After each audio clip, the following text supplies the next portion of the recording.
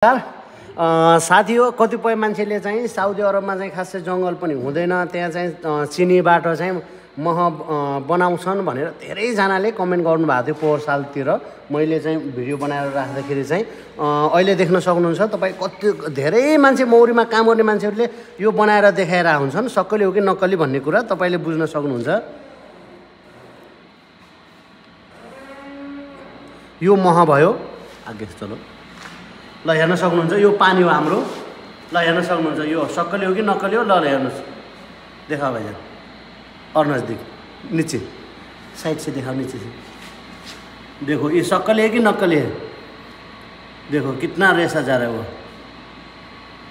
देखा। अनि त्यसपछि तपाईले यो हिसाबबाट पनि बुझ्न सक्नुहुन्छ। ल हेर्नुहोस् यो चाहिँ पानी छ हाम्रो।